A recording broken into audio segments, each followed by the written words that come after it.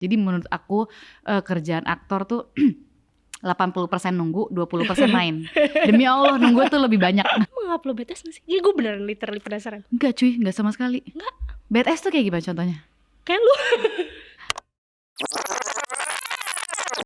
Hello, welcome back to Rewind.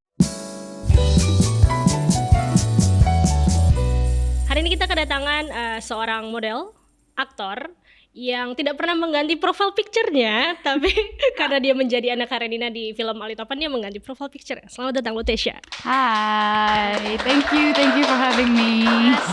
Apa kabar Ute? Baik, alhamdulillah. Jauh ya perjalanan hari ini menuju tempat ini? Lumayan bolak-balik dari Bintaro, Tebet, terus ke sini ke Serpong, tapi nggak apa. Exhausted? Lumayan, tapi karena lagi musim hujan, jadi cukup mellow dan kayak ya udah deh pasrah aja. Oh, Ute tuh kalau yang di mobil suka sambil denger lagu terus memandangi perjalanan. Iya betul, kayak di video klip rasanya. Suka ngomong sama diri sendiri juga deh. Ngomong sama diri sendiri, ya lebih ngomong di dalam hati sih, nggak pernah diucapkan gitu. Kecuali sendiri di kamar ya. Iya nggak ya, kadang-kadang sih, kadang-kadang. Oke. Tadi akhirnya Ute mengganti profile picture-nya menjadi Anna Karenina. Karena kita startnya di Rewind, kita ngomongin masa kecil. Ada nggak sih kesamaan Lutesha Sadewa dengan Anna Karenina kecil? Pas mereka kecil ya ceritanya. Ada nggak ya? Atau at least yang di kepala Ute? Ini mungkin karena Anna Karenina ini tumbuh dan besar di keluarga yang cukup mapan, kaya raya dan konglomerat. Kayaknya keluarga gue dulu gak kayak gitu deh gitu. Jadi mungkin I don't know, permainannya kali ya, mainannya masa-masa kecil. Dulu sih gue suka banget main Barbie. Mungkin Anna Karenina punya Barbie. Tapi kalau Anna Karenina mungkin punya rumah Barbie yang sangat besar, yang kayak mahal-mahal. Gue cuma punya yang 1, 2 gitu. Kalau misalnya mungkin si Anna punya yang koleksi Barbie yang super lengkap kali, I don't know. Tapi seperti apa Lutesha kecil? Kalau misalnya digambarkan dalam satu scene film gitu, setnya seperti apa? Tempat pagi, siang, malam. Oh, kalau misalnya dijadiin film ya, childhood aku kayak gimana? Aku ngebayanginnya aku di rumah aku pas kecil, pagi hari Minggu, dan itu nggak sekolah kan. Aku nyalain TV diem-diem, soalnya seisi rumah belum bangun kan. Jadi aku yang bangun paling pertama, paling pagi. Terus aku nyalain TV terus nonton kartun aja. Udah gitu sih di otak aku. Nonton apa dulu? Chibimaru Kocan, P-Man, Shinchan nonton, iya. Karena itu ada, kalau misalnya pengen ngeliat jadwal TV tuh kita bisa baca koran, terus kayak ada jam-jamnya gitu. Kok kan. Lupa ya itu ya? Itu ada. Jadi kayak kalau misalnya kita pengen tahu nextnya nih ada film apa jam berapa tuh ada di bagian koran, kalau nggak salah bagian belakang deh gitu, bagian entertainmentnya gitu. So kalau di koran juga ada yang selamat berduka itu ya? Iya obituary, iya benar ada beritanya. Oke. Tapi itu interesting ya, kayak mengingat masa kecil dulu. Kayak iya sih, kayak gue sangat suka hari Minggu. Ya sama. Nonton Doraemon. Bener. Tapi kayak anak kecil sekarang masih nggak sama ya? Nggak tahu juga. Kayaknya kok kayak mereka lebih ke YouTube nggak sih? Menurut aku ya. Kayak ataupun Netflix, sesuatu tontonan yang emang mereka tahu mau nonton apa. Kalau kita kan emang nyalain TV ya mau nggak mau nonton program tersebut kan gitu sih. Bedanya menurut aku. Dan mereka bisa melakukan itu tiap hari. Kalau kita ada hari-hari tertentu ya. Iya, saya kadang-kadang ya jam kita nonton tuh ya pagi hari karena disuguhinnya kartun gitu. Kalau misalnya udah siang itu biasanya bawa bapak nonton tinju. Oh iya. Iya nggak sih, bawa nonton tinju abis itu berita atau enggak kayak di Indosiar ada yang acara masak-masakan gitu. Jadi ya kita punya jamnya sendiri. Sedangkan anak muda zaman sekarang tuh kayak bisa memilih tontonannya gitu. Tapi masih belum kebayang Teh. Tadi kan lebih kayak scene film. Tapi seperti apa karakter Ute kecil? Karakter aku kecil? Aku kayaknya pendiam sih. Aku emang lumayan suka banyak berimajinasi di otak aku. Terus main sendiri. Tapi ada kakak juga, aku juga main sama kakak gitu. Itu aja sih kayaknya normal-normal. Tapi imajinasi paling kayak kok gue bisa mikir gini ya pas kecil. Maksudnya kan setelah dipikir-pikir ya, banyak imajinasi yang kayak kok gue mikir gini ya? Ada gak? Kayak apa ya? dipikir-pikir. Contohnya apa? Imajinasi apa? Duh, aku ceritain dulu lagi. Kayak udah pada bosan sih yang di sini. Kayak dulu aku Kayak pernah berpikir bahwa orang lain selain aku tuh kalau aku lagi nggak ngobrol, terus dia mati aja gitu kayak Oh, dia tidak hidup. ngerti. Iya, apa sindrom ya itu namanya? Ada deh, ada istilahnya. Kayak kamu doang kan yang hidup. Kalau misalnya kamu keluar dari ruangan itu, orang-orang di situ Iya. nge-freeze gitu kan. Kayak gitu-gitu ada. Ada nggak ya? Lupa lagi. Atau dulu gue sempat berpikir bahwa gue punya kekuatan super. Kayak Amigos anak. Iya, gue tau, gue nonton Amigos itu. Gue nggak inget spesifik momennya apa, tapi gue inget pas gue SD atau SMP gitu. Kadang-kadang gurunya itu tuh menyebutkan nomor absen murid. Habis itu kayak selanjutnya nomor berapa? Selanjutnya nomor berapa? Maju ke depan terus kayak disuruh tulis soal atau jawab soal gitu kan. Nah, aku tuh kayak bisa, ini nggak tahu coincidence atau apa, tapi tuh kadang-kadang bisa telepati. Gue tahu si guru ini nextnya mau ngomong nomor absen berapa. Terus gue sering mikir nomor 17. Beneran nomor 17. Jadi gue nggak tahu itu coincidence atau emang gue punya telepati atau gimana gitu. Emang itu halu aja sih. Halu aja sumpah. Tapi pas remaja itu nggak terjadi kan maksudnya? Enggak juga sih sebenarnya, cuma ya halusinasi aja, suka main-main aja gitu. Itu lucu tau kayak. Iya sih. Gue pernah Apa? jadi kan yang kayak gue mendorong mobil gitu ya. Terus beneran kedorong tuh. Masa sih? Ternyata itu ada yang dorong. Ya, siapa? Maksudnya kayak bokap atau nyokap gitu loh. Iya. Anjing gue bisa. Ternyata bukan. Ternyata realitanya bukan. Iya, sering kayak gitu. Tapi emang kayak tontonan kita tuh berpengaruh juga ya. Iya sih, ngaruh sih menurut aku. Itu tadi UT kecil. Kalau UT remaja, SMP SMA deh, kayak UT tuh duduk di bangku depan atau bangku belakang, atau maksudnya anak geng masuk geng mana? Aku bangku tengah sih kayaknya ya. Bangku tengah. Kadang-kadang depan, tapi kayak ya ujung-ujungnya gue mundur ke tengah sih. Situ. Karena gak tahu, kalau misalnya duduk di belakang menurut gue kejauhan, terus biasanya isinya yang belakang tuh anak-anak bandel kan, yang belakang, terus gue kayak males aja kalau misalnya digangguin gitu. Untuk yang ke depan terlalu maju dan terlalu kayak, soalnya kalau misalnya duduk di depan tuh harus melihat dan menatap wajah gurunya kan, terus kalau misalnya ngantuk dikit kayak ketahuan gitu, jadi harus jaim banget di bangku depan gitu. Jadi udah yang aman-aman aja di tengah, paling blend in, nggak terlalu kelihatan banget tapi nggak terlalu hiding banget, jadi kayak gitu. Berarti Ute bisa dibilang kayak bukan anak yang pinter banget, tapi bukan anak yang bandel banget juga ya? Iya, tengah-tengah aja sih gue. Mediocre banget. Mediocre. Tapi gimana anak mediocre yang tadi lo bilang itu kayak pengen masuk ke dunia modeling, atau maksudnya mau menampilkan dirinya gitu? Karena Ute juga sempat cerita kalau misalnya lo emang pendiam, introvert gitu, tapi pengen ikut kompetisi model. Itu gue juga bingung sih kenapa. Mungkin karena itu gue terinspirasi dari kakak gue sama sepupu-sepupu gue yang mereka kalau nggak salah sempat ikut itu Go Girl Look Modeling Competition, majalah Go Girl dulu. Dulu gue pernah ikut tapi kalah. Gak kayak Ute. Sumpah, lo tahun berapa? 2014-15. Gue 2013. Kita beda satu angkatan berarti. Tapi gue gak lulus. Gak lulus, tapi lo apply. Gak apa-apa, yang penting apply aja dulu. Iya, terus iya gue juga bingung kayak kenapa gue apply ya. Padahal gue kayak tidak terlalu ingin menonjol. Mungkin pada saat itu gue masih mencari jati diri, kayak gue gak tahu arahnya mau kemana gitu. Tapi so far yang gue tahu pada titik itu pas SMA sama kuliah, gue emang memiliki ketertarikan di bidang seni gitu. Terus ya udah iseng-iseng aja ikut Go Girl. Dan dorongan dari sekitar juga sih, kayak cobain gadis sampul atau Go Girl gitu. Oh ya udah ngikut aja deh gitu. Iseng aja sebenarnya. Dan kecemplong ya udah.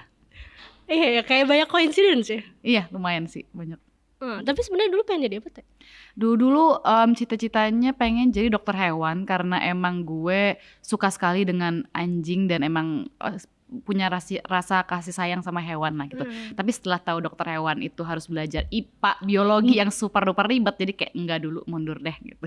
Akhirnya gue beralih ke ketertarikan gue sama dunia seni itu. Dari apa ya, dunia seni? Kayak seni lukis, awal tuh pengen jadi pelukis, abis itu kayak setelah menyadari gue tidak punya talenta di dunia lukis, gue kemungkinan pengen jadi ngambil S2 art management atau art history gitu.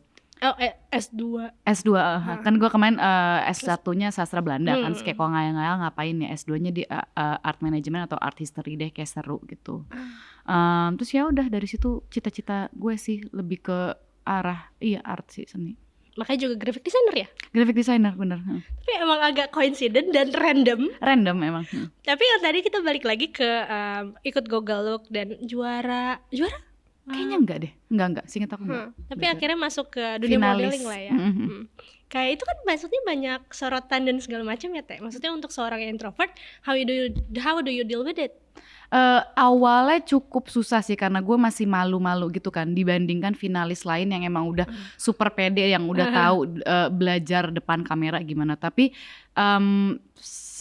sepanjang aku modeling awalnya dari majalah, abis itu di scout sebuah model agency gitu, ya lama-lama aku bisa belajar dan beradaptasi juga sih gimana cara bekerja di dunia fashion itu seperti apa. Gitu. Yang paling kayak dulu lo nggak bayang nih kayak ternyata modeling kayak gini ya. Ternyata modeling tuh nggak seglamor itu sih. Mungkin di bayangan orang-orang jadi model tuh aduh seru ya, lo emang punya basicnya tuh privilege dengan muka dan badan yang sesuai dengan beauty standard gitu. Tapi di belakangnya tuh sangat-sangat sulit menurut aku. Aku kayak pernah sehari tuh foto katalog 100 baju tuh pernah banget. 100 baju? 100 baju. Dan dalam satu hari? Dalam satu hari. Bahkan gue udah gak inget gue dipakai baju apa. Jadi kayak begitu di foto cak masuk ke ruang kamar ganti gitu. Ganti baju gue gak tahu apa yang dipakein. Saya udah foto gitu. Separah itu, secapek itu sih. Belum lagi kalau misalkan aku kan karena aku pendek jadi aku modelingnya tuh photoshoot aja kan. Aku jarang yang catwalk, yang fashion show gitu. Yang fashion show lebih kacau lagi sih. Kayak mereka harus bangun jam 5 pagi, harus GR. Abis itu padahal show-nya tuh masih jam 7 malamnya. Terus mereka harus pakai sepatu yang hak tinggi bisa 10 cm. Dan fashion week itu kan seminggu. Jadi kayak kakinya udah pada lecet-lecet kayak tahu apaan deh tuh. Jadi kayak sebenarnya semua pekerjaan memiliki downside-nya juga sih. Enggak seglamor itu. Kayak yang tadi yang nunggu soal itu kan juga aktor kan juga melakukan hal yang sama ya. Oh iya, standby, benar. Itu salah satu part of our job sih. Jadi menurut aku kerjaan aktor tuh 80% nunggu, 20% main. Demi Allah nunggu tuh lebih banyak menurut aku ya. Even jadi model juga ya tadi ya. Nunggu ada juga. nunggunya juga. Tapi kita balik lagi ke model, apa yang masih kayak mungkin udah jarang ya Teh? Atau masih menggeluti modeling? Kadang-kadang sih aku masih. Apa yang kayak kan lu tadi ngomongin soal art, itu kan juga art ya. Apa yang kayak ini art yang modeling nih yang bikin gue tuh suka? Lebih ke berkolaborasi sama stylistnya, sama fotografernya untuk menciptakan image yang sesuai dengan konsepnya. Aku lebih suka itu sih. Sama aku kan dulu juga sempat kerja jadi graphic designer. Tapi aku juga nyambi kadang-kadang jadi stylist dan aku ngebuat konsep untuk foto itu gitu. Yang aku suka sih selain ya mungkin orang-orang emang suka centil aja depan kamera gitu dan posting-posting foto bagus gitu. Aku juga suka itu, tapi aku juga suka terlibat dalam itu berproses kolaborasi kayak konsepnya gimana ya, posenya harus seperti apa, terus bajunya gimana, artnya gimana gitu. Iya sih, karena mungkin orang berpikir tentang modeling ya itu cuma sekedar satu foto, padahal itu kan creation gitu kan, pemilihan pakai apa, bener, lightingnya, banyak banget elemen-elemen yang orang tuh kayak nggak ngeh kayak oh iya juga harus dipikirin ya ini ya gitu. Gitu sih. Start itu tadi modeling, tapi di saat yang sama lo juga masih tadi jadi graphic designer. Dan di Bali. Aku pokoknya setelah aku lulus S1 di UI dari sastra Belanda UI. Aku pindah ke Bali untuk kayak nyoba aja, soalnya kayak aku nggak kepikiran akan kerja kantoran di Jakarta gitu, pengen tes ombak lah di Bali. Nah di Bali aku sempat jadi account eksekutif sama social media manager untuk sebuah art gallery gitu. Tapi itu cuma 1,5 tahun di sana. Abis itu aku bolak-balik di Jakarta Bali karena jujur dunia fashion di Bali itu mungkin masih dengan stereotip kayak mbak-mbak bule berbikini gitu kan, pada saat kayak itu 2016 2017 gitu. Jadi karena aku merasa tidak terlalu fit in dengan dunia modeling di Bali, jadi aku tetap kadang-kadang bolak-balik ke Jakarta untuk ngambil beberapa photoshoot gitu.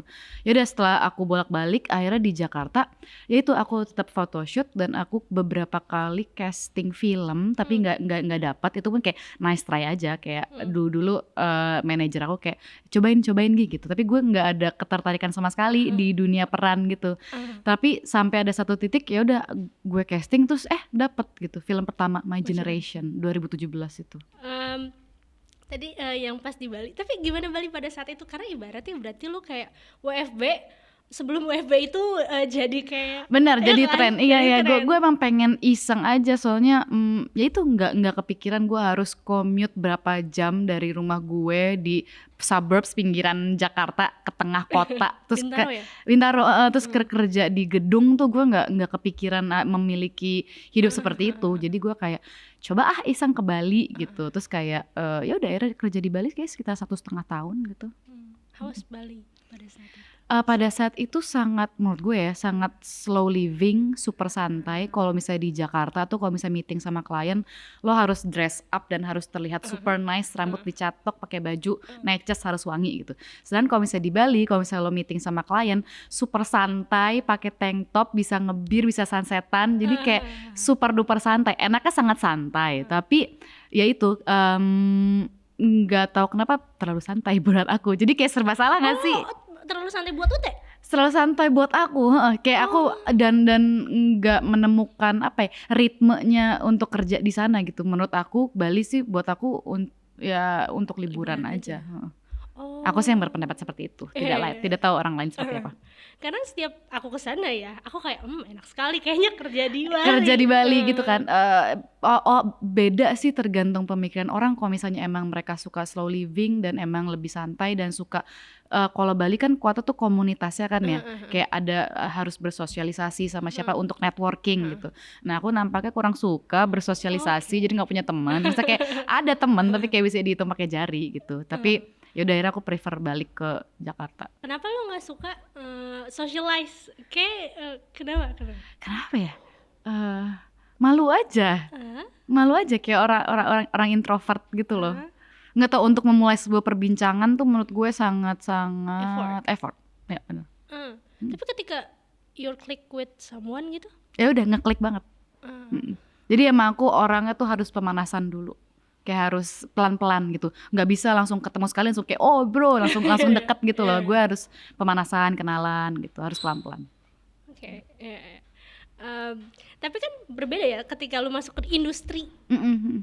Gimana lu tadi balik lagi deal with everything kayak gue jujur gue nggak kebayang pas di premiere berapa banyak orang yang ngelihat gitu, tertuju mata terhadap seorang diri lo gitu kan.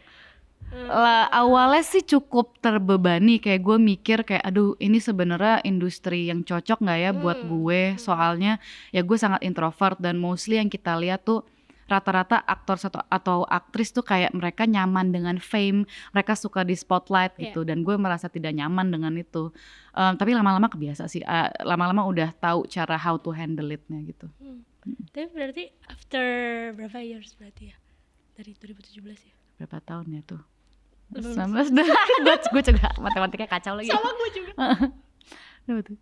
7 tahun ya. After 7 years. Lo udah nyaman dengan fame? Nyaman gak ya? Jujur belum sih. Tapi kayak gue udah tahu trik-triknya gimana gitu. Satu. Trik-triknya gimana? Gak tahu, gue gak tahu cara mendeskripsikannya dengan kata-kata tuh gimana. Kalau misalnya gue dihadapkan dengan sebuah situasi baru gue tahu gimana how to handle it. Gitu sih. Learning by doing. By doing aja sebenarnya. Oke. Tadi film pertama My Generation, gue tonton waktu itu gue lupa di mana kayak ada pemutaran gitu. Terus kayak wah itu tuh fresh banget untuk di tahun itu.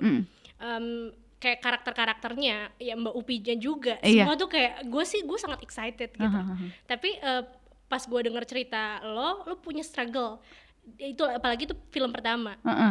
Tapi setelah lo menonton gimana lo mendeskripsikan setelah lo menonton My Generation? Mendeskripsikan, jujur itu film pertama gue nggak tahu apa-apa soal peran ataupun acting. Lu nggak tahu apa-apa? Nggak tahu apa-apa. Tapi bisa kayak gitu loh Teh. Nggak tahu, tapi itu gue karena dibantu, karena emang tujuannya Mbak Upi nyari aktor muda yang masih nggak tahu apa-apa itu, bener-bener basic nol actingnya. Kayaknya mereka emang pengen mencari daun-daun muda tersebut dan mereka tuh reading secara intens 3 bulan. Jadi mereka mungkin cita-citanya adalah mencetak regenerasi aktor dan aktris yang baru gitu. Jadi kayak ya udah gue ngikut aja, gue ikut reading selama 3 bulan, itu sangat intens loh dan itu sangat wow banget sih untuk perfilman Indonesia, reading 3 bulan gitu. 3 bulan itu maksudnya non-stop? Non-stop. Every weekdays, every weekdays lumayan intens gitu. Okay. Termasuk ya tes camp, fitting sama tes baju gitu. Terus ketika gue nonton filmnya aneh aja sih ya seperti yang gue bilang tadi, gue tidak nyaman mendengar suara gue sendiri, gue tidak nyaman melihat diri gue di layar, jadi kayak aneh aja gitu. Terus kayak of course mengkritik diri sendiri. Harusnya gue deliver line ini tuh seperti itu atau gimana gitu. Pasti masih ada rasa kurang puas ya gitu. Kalau ini dari segi syutingnya, maksudnya segala yang pertama kan selalu menarik ya. Dan lo berada di environment syuting film panjang gitu. Apa ya kayak sangat menarik atau suatu hal yang kayak oh ternyata gini ya berada di sebuah syuting film gitu. Hal yang baru, yang paling menantang yang paling gue sadar tuh kita syuting tidak sesuai kronologi skrip. Jadi bisa banget kan ada scene 1, 2, 3, 4, 5, 6, 7, 8, 9, 10. Sering banget terjadi, misalnya contohnya 13 bom, film 13 bom. Kita tuh syuting adegan terakhirnya dulu, paling akhir. Jadi bentukan kita udah lusuh, terus kayak sedangkan kita belum pernah syuting yang bagian awal. Jadi kita nggak tahu apa yang akan terjadi gitu. Jadi ya emang tugasnya aktor adalah untuk menjahit emosi yang emang belum terjadi. Jadi kita bisa memprediksi apa yang telah kita lalui gitu. Jadi ya itu sih susahnya sebenarnya, menantangnya itu sih. Kalau environmentnya? Environmentnya kayak jujur aku tuh cuman pernah sekali waktu itu sebagai talent koordinator gitu. Dan environmentnya tuh kayak seru banget, tapi sebenarnya ada part-part kayak kok bisa ya orang kerja dari jam 3 pagi selesai jam 1 pagi dan harus mulai lagi jam 4 pagi. Maksudnya the environment itu kan sebenarnya pekerjaan, bener-bener emang agak ajaib sih, apalagi di perfilman di Indonesia tuh belum ada hukum ataupun aturan yang bisa ngeset nih jam kerjanya jam segini sampai jam segini ya. Bisa banget aku rekor kayak syuting 26 jam, itu 24 jam lebih, aku inget banget. Kayak aku start jam 5 pagi, kelarnya jam 7 pagi keesokan harinya, itu pernah banget terjadi. Tapi yang menarik adalah mungkin karena belum ada aturan yang mengikat sehingga para pekerjanya itu menjadi pas di set tuh kayak keluarga gitu loh. Kita sama-sama saling membantu dan kita bener-bener ngejoprak bareng gitu. Jadi kayak kalau misalnya syuting jam 3 pagi tuh ada yang shift-shiftan tidur ya, kayak udah tidur belum? Ya udah lo tidur aja ya, sekarang giliran gue yang jaga gitu. Jadi rasa kekeluargaannya tuh sangat kental. Jadi kayak yang gue suka itu sih saling mendukung satu sama lain gitu. Ya terus kayak krunya juga kayak saling support, terus saling apa ya, kayak ada lucu-lucunya ya. Bener, lucu banget, seru banget. Kayak ada yang latah lah, ada yang apa, kayak bercandaannya tuh seru banget kalau misalnya dapet tim yang even jam 4 pagi gitu. Iya, makanya kan apalagi kalau misalnya jam subuh tuh udah jam-jamnya error gitu kan. Jadi kadang-kadang kita suka menghibur diri dengan kayak setiap kali nunggu kru lighting lagi ngeset, kita pasang lagu dangdut, joget-joget atau apa, untuk menghibur diri aja biar betah-betah aja gitu. Dan biasanya makeup artist tuh lucu gak sih? Kayak iya ya, rata-rata sih biasanya tim makeup artist sih, kocak sih. Sama wardrobe. Iya, wardrobe, ya bener. Tadi yang The Experience My Generation. Terus beberapa film juga udah 3 awal filmnya Ute tuh kayaknya yang badass. Yang apa? Yang kayak punya, kalau lo bilang punya mental illness. Iya benar. Bahkan ada sebutan menil itu kayak dari lu gak sih? Menil, enggak itu dari Agatha Priscilla, demi Allah. Itu gue belajar dari Priscilla. Kayak menil apa tuh mental illness, bukan dari gue. Oke. Yang badass, yang kata durhaka. Iya, durhaka, rebel gitu. Rebellious gitu. Tapi sebenarnya ada kesamaan nggak dengan Ute sesungguhnya?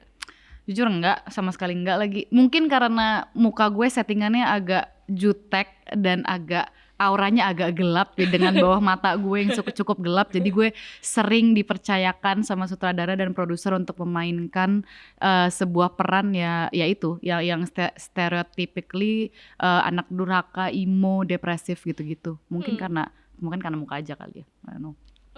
Aslinya You're not enggak that sih. depressive. Enggak sama sekali. Santuy banget. Datar sedatar-datarnya. Sumpah. Kalau ini gue penasaran teh. Kan orang sering menganggap kayak badass. Lu menganggap lo badass gak sih? Ini gue beneran literally penasaran. Enggak cuy, enggak sama sekali. Enggak. Badass tuh kayak gimana contohnya? Kayak lu. Kayak gimana? Kayak lu. Hah, kayak gue? Apa? Badass tuh apa definisinya? Kayak mungkin dari berpakaian, dari jago berantem, dari apa? Aura. Apa ya? Kayak kayak badass itu ya mungkin sebenarnya the whole package kayak merepresent the badass gitu. Nggak tahu, tapi sumpah jujur gue tidak merasa badass sama sekali sih. Kalau misalnya badass di otak gue tuh kayak sporty, yang tahu dia mau apa, opini tegas gitu.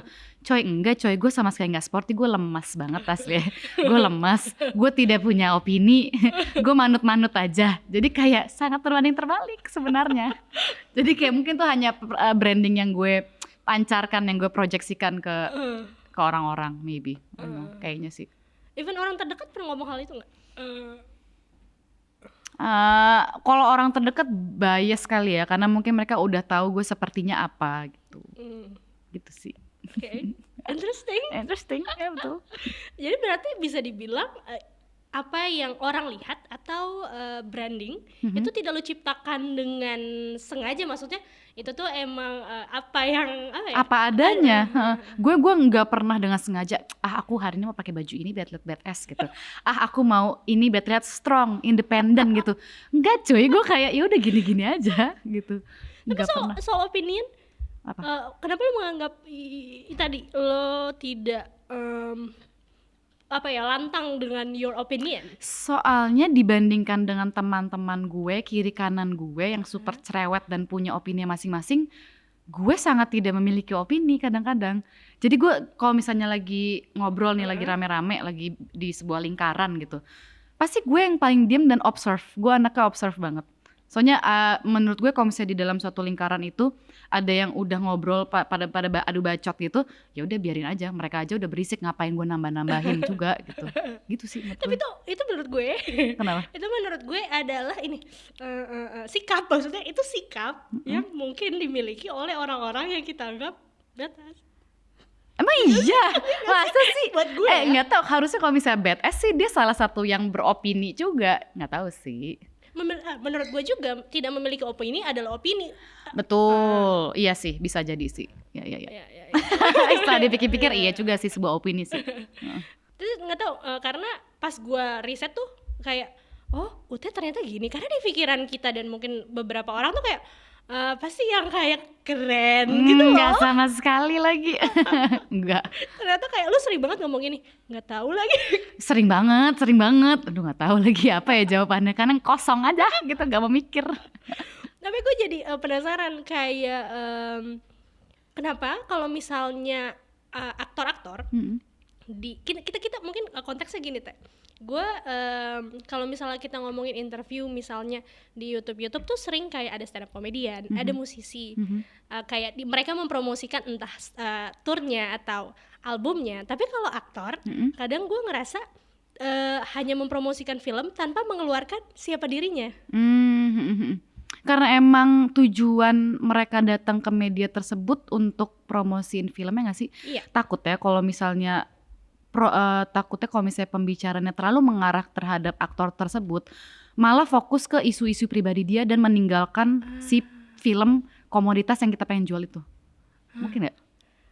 Mungkin. Iya kan? Tapi jadinya menarik aja gitu ketika ada industri yang berbeda-beda gitu. Tapi kan menurut gue juga ya Teh, dengan siapa diri lo itu bisa menjadi penarik untuk orang-orang menonton film filmnya yang gue perankan gitu. Bisa juga, tapi sebenarnya tergantung pribadinya sih. Ada orang yang emang pengen lebih prefer untuk memiliki kehidupan yang sangat private sehingga dia menjualnya kayak udah lo fokus ke film gue aja, fokus ke karakter gue, tolong bedakan antara karya gue dan diri gue gitu. Karena dia tidak mau di-expose gitu. Soalnya emang aktor yang bagus menurut aku emang harus bisa menjual karakter dan film-filmnya tanpa harus menjajakan kayak ini aku di rumah makan ini loh, ini aku kayak gini loh gitu. Jadi daripada fokus ke dirinya, kalau misalnya aktor yang baik ya harusnya bisa memberikan apa ya elemen yang menarik agar film itu terjual dengan dengan basically udah jual film sama karakter aja, nggak usah masukin personality lo. Tapi terserah sih, bisa juga sih masukin orang kayak gitu. Dan Ute mengambil sikap yang mana? Sikap yang private sih aku cukup private soalnya orangnya, gitu. Tapi tadi apa yang membuat orang harus menonton Anne Karenina di dalam film Ali Topan?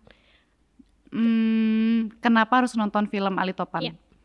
Karena seperti yang kita udah tahu Ali Topan ini kan IP yang sangat besar pada tahun 70-an gitu.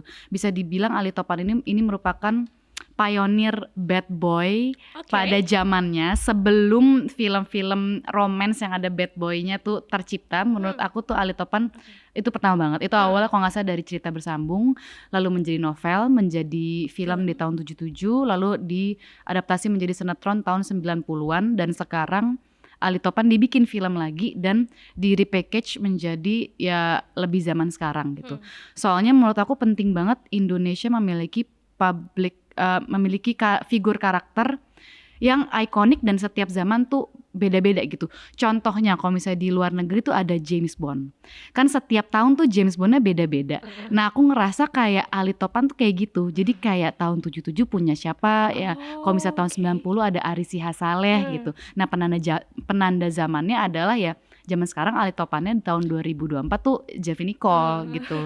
Jadi kayak ya film penanda zaman aja sih dan kayak sangat menarik untuk di remake dan kan dulu tuh tahun 77 mungkin fokusnya film Ali Topan tuh ke romance aja. Emang cerita tentang dua sejoli yang tidak direstuin hubungannya sama orang tuanya.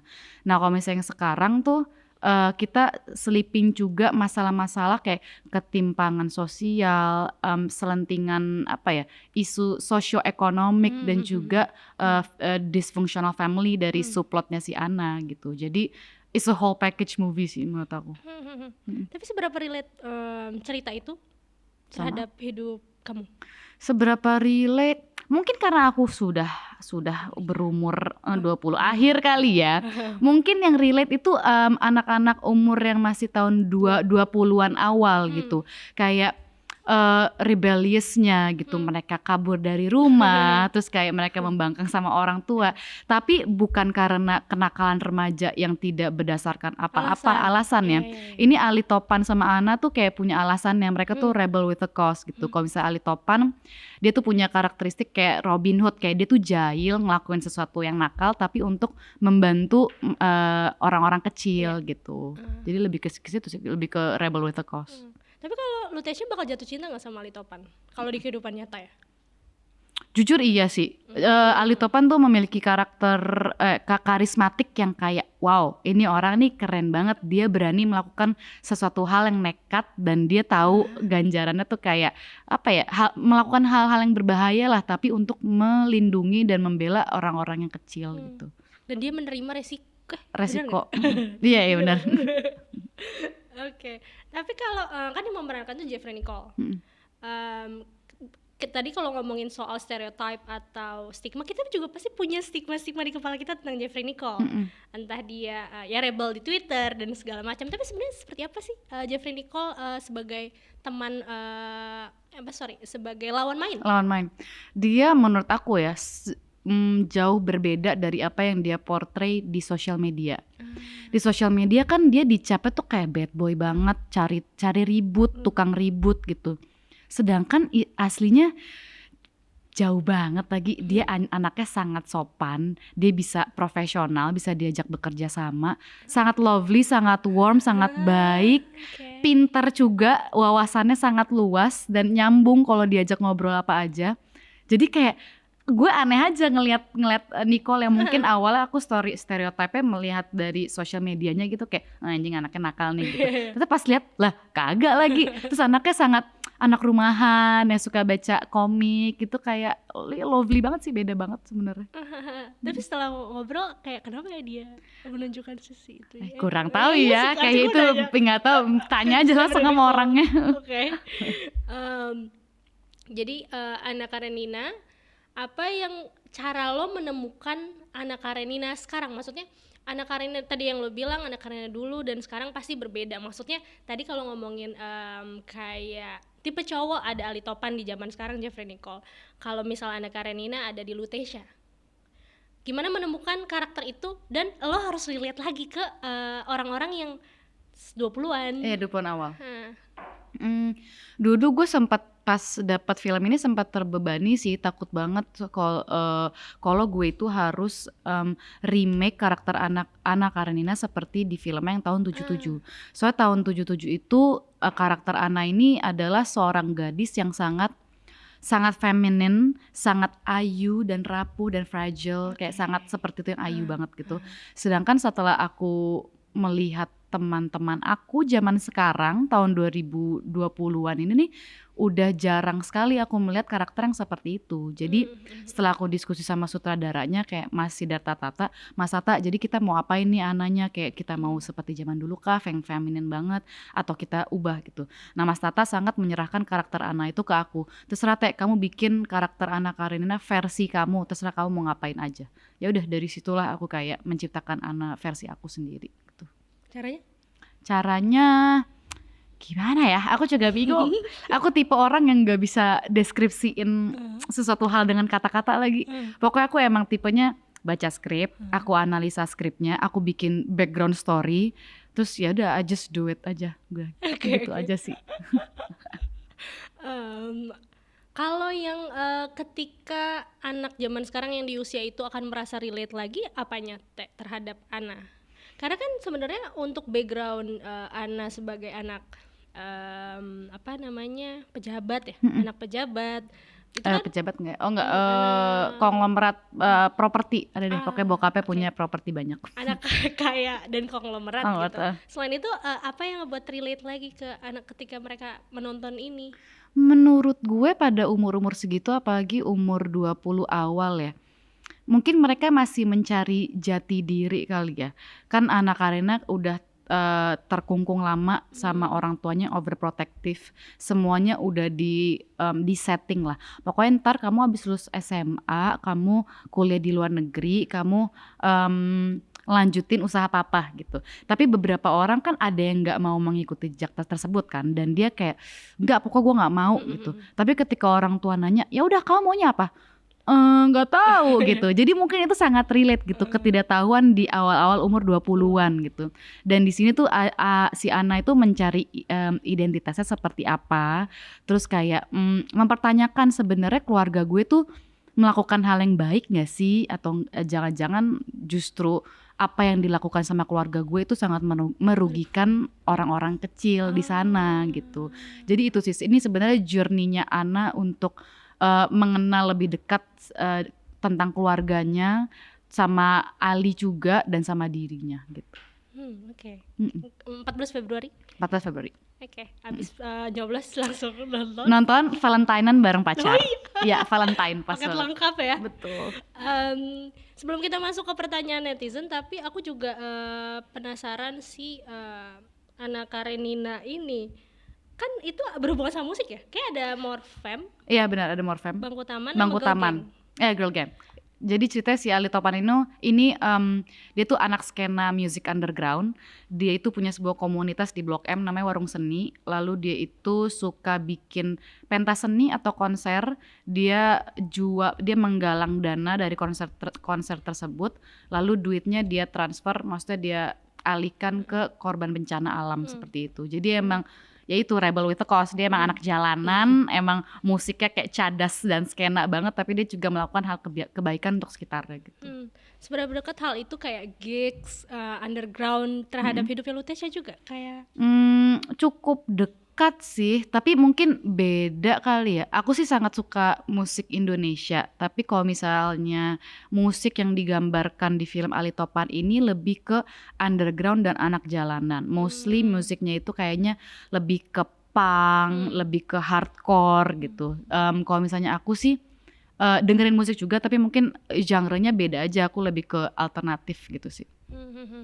Oke, karena ada suami juga di Ali. Jadi Bener. kan itu kayak secara tidak langsung juga kayak ada hal-hal yang ini loh mirip, Bersinggungan. Iya kan, bersinggungan gak sih? Iya, bersinggungan sih, lumayan sih, ngaruh juga ke situ. Oke. Kecoa lo gak takut? Kecoa nggak bisa Kalau bisa ngambil, megang, ada. iya. Iya. Tapi megang antenanya. Setiap film tuh nggak harus, ini menurut aku ya, nggak harus ada plot twist atau suatu hal yang kayak wow, kayak bombastis atau apa gitu.